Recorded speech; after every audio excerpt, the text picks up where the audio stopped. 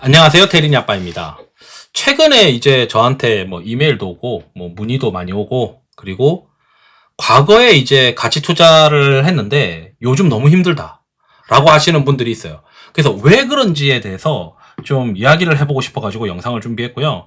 투자에는 정답이 없습니다. 정답이 없는데 최근 들어서 이게 힘들어진 이유가 있어요. 그거를, 저는 이제 제 기준으로 말씀을 드리고 싶고, 그렇다면, 왜 예전에는 잘 됐었냐? 왜 지금은 안 되냐? 그리고 가치 투자하시는 분들이 너무 이제 그 나무만 보다 보니까 좀 멀리서 보는 어떤 숲을 놓치기 때문에 이런 일들이 생기는 거다라고 저는 말씀드리고 싶은데 같이 한번 보시죠. 우선 제가 이제 가치 투자가 잘 안 되는 이유가 뭐냐면 이게 멀티플이 싸면서 TTM 트레일링 PER 기준으로, 트레일링이라고 하면 지금부터 12개월 전을 얘기를 합니다. 그 PER 기준으로 2분기 실적을 반영을 했을 때 또는 연율화를 했을 때 어쨌든 저평가이면은 이제 보통 성장을 잘 못하죠. 저평가인데 탑라인 매출액이 YY로 그로스가 난 것들만 좀 한번 뽑아봤어요. 그러니까 여기 이제 리스트가 엄청나게 많이 있잖아요. 그러면은 여기 보면은 PER이 뭐 3배, 4배 이런 것들이 막 수두룩빽빽합니다. 그러면은 이제 왜 이런 기업들을 어떤 사람들은 한두 개가 마음에 들어가지고 그걸 막 사면은 성과가 안 나요. 그러면 이게 그래도 성과가 나려면은 이 중에서 뭔가 리레이팅 하는 거가 크게 리레이팅 할 수 있다라고 이제 생각을 해서 종목을 40개씩 바스켓으로 사야 돼요. 그런데 이제 그렇게 하는 분들이 없잖아요. 그러다 보니까 이제 첫 번째는 바스켓으로 안 사서 그런 건데 바스켓으로 사기가 힘들죠. 그럼 이제 시대적 트렌드가 있는데 조금 전에 이제 드렸던 영상에서 보시면 세상에는 일단 정책을 통해서 그 정책에 대해서 트렌드가 있어요. 그리고 그 트렌드가 이제 세상의 어떤 시대 정신인데 이 시대 정신이 중소형주까지 낙수 효과가 있을 때가 있고 없을 때가 있어요. 그래서 과거에 이제 크게 시세가 났었던 시기를 잘 보게 되면 이게 다 중소형주의 낙수 효과가 있었던 시기들이 많아요. 그래서 이제 보게 되면 제가 이제 생각했을 때 한국에서 가치 투자가 지금 추세 추종보다 어려운 이유는 추세 추종은 그래도 플레이 할 수 있는 종목 수가 굉장히 소수로 고르기가 쉬워요. 다만 어려운 점은 많이 올라온 거를 더 따라서 또 올라타야 되는 그런 리스크가 있는데 그럼에도 불구하고 지금 현재 가치 투자가 어려운 이유는 밸류가 싼 기업들이 뭔가 구조적 한계가 굉장히 많이 걸려 있어요. 뭐 이제서야 이제 지배구조 리스크랑 그 다음에 상법 개정이나 이런 걸로 좀 개선이 되려고 하고는 있지만 만성적인 어떤 글로벌 경쟁력 부족과 그나마 이제 하는 게 다 내수시장 또는 하청기업 이런 경우들이 많거든요. 그리고 가장 이제 과거랑 지금이 다른 이유가 이게 단순히 싸다고 해서 올라가는 게 아니고 이 글로벌 메가 트렌드 시대 정신의 낙수 효과가 기업까지 도달을 해야 되는데 그러면서 글로벌 자본이나 또는 국내 기관들의 어떤 자금들이 중소형주까지 막 내려오는 그런 시기가 있었던 반면에 지금은 그런 시기가 아닌 거죠. 그러니까 과거에는 낙수 효과가 기억을 하시는지 모르겠지만 차화정 시대에 자동차 부품 회사들, 화학 작은 회사들 이런 회사들 엄청나게 움직였거든요. 종류야 뭐 한두 개밖에 없으니까.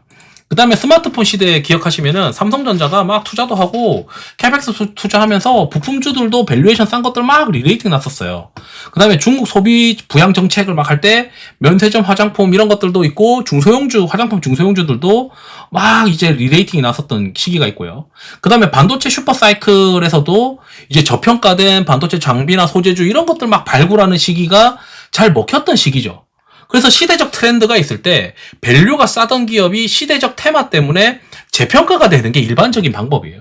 그러니까 나무만 보다 보니까 내가 이번 랠리에서 이걸 먹었던 이유는 이게 시대적 트렌드고 그 시대적 트렌드에 맞는 중소형주를 내가 가지고 있었구나 라고 이제 인지를 해야 되는 게 저는 이제 중요하다고 생각을 하는데 지금 시장에 움직이는 종목들을 자세히 보면 저평가 플러스 메가 트렌드 낙수 효과가 없는 거예요. 이 메가 트렌드에 도태되는 거죠. AI와 관련된 능력을 가진 국내 기업들이 실체가 약하고 글로벌 기업 대비해서 굉장히 여류에 있고 이런 것들이 너무 눈에 보이는 거죠. 게다가 해외 투자도 하고 있는데 글로벌 기업들 보면은 훨씬 경쟁력이 있고 시장 점유율 높고 이런 기업들에 투자를 하지 국내 이제 중소기업들의 가능성이 굉장히 낮아 보이니까 오히려 더 돈이 안 들어오는 경우일 수도 있어요. 그러다 보니 가장 이제 중요한 거는 과거처럼 다시 한번 언젠가는 저평가 기업인데 메가 트렌드가 불러오는 그런 낙수 효과가 있을 수도 있어요. 그래서 그때 다시 올 때까지 우리가 기다려야 되는 거고, 중소형주 투자는 지금 현재 기준으로는 글로벌 정책들이 낙수 효과가 있지 않을 가능성이 높다. 특히 조선도 이미 정해져 있는 기업들이고, 원전도 정해져 있는 기업들이고, 전력기계도 정해져 있는 기업들이고, 방산도 정해져 있는 기업들이에요. 새로운 어떤 중소기업들이 탄생하기가 쉽지가 않다는 거죠. 차라리 반도체 엄청나게 뭔가 일반적인 레거시 반도체가 막 좋아져가지고 투자가 막 또 다시 일어나고, 이런 시장이면은 중소형주, 저 PER, 저 PBR 이런 반도체 소부장 이런 것들이 막 뛰어다니는데 지금 그런 장이 아닌 거예요. 그러다 보니까 과거에 이제 나는 중소형주 중에서 좀 싼 걸 사가지고 좀 탐방 갔다 오니까 이게 뭔가 낙수 효과가 있을 것 같아서 샀는데, 지금은 그런 방법들이 잘 안 먹히는 이유는 세상이 지금 메가 트렌드가 밑에까지 내려오고 있지 않고 낙수 효과라는 게 그 기업이 돈을 버는 그런 환경까지 오지 않기 때문이다. 그래서 언젠가는 또 새로운 어떤 아이템이 등장을 해가지고 대기업들이 캐펙스 투자를 해야 되고, 그 캐펙스 투자가 결국 중소형주한테 낙수 효과가 있는 경우가 있을 거고, 그러면 그때 또 기존에 하고 있었던 저 PER, 저 PBR 이런 전략들이 한국에서 먹힐 때가 있다. 그런데 지금은 아닌 것 같고, 오히려 만약에 가치 투자를 한다고 하면 미국의 이제 UNH 같은 경우는 급락을 했는데 그거를 이제 버핏도 사고 막 그러잖아요. 그러니까 시장에 어떤 경쟁력이 있고 파워가 있는데 지금 하락이 일시적이다. 그래서 다시 회복할 거다. 이런 거는 가능하죠. 근데 그런 기업들은 다 미국에 있고요. 한국에는 지금 중소형주 중에서 뭔가 시대적 트렌드에 부합하는 거를 찾아가지고 매매하기가 쉽지 않고, 진짜 시대적 트렌드에 얘가 낙수 효과가 올지도 사실 의문인 기업들이 너무 많은 거죠. 그래서 제가 생각했을 때 결국 한국에서 지금은 가치 투자가 어렵지만 언젠간 될 텐데, 핵심은 메가 트렌드가 밑에까지 내려오지 못해서 그런 것 같다. 그래서 과거에는 잘 됐지만 지금 안 됐다고 얘기하시는 분들 한번 생각을 해보시면, 이 시대, 차화정 스마트폰, 중국 소비, 반도체 슈퍼사이클, 이 시대에 내가 싼 기업들을 들고서 제대로 플레이 했었던 사람들이 아닐까, 이렇게 생각이 듭니다. 이상으로 영상 마치도록 하겠습니다. 투자에 도움 되시길 바랍니다. 감사합니다.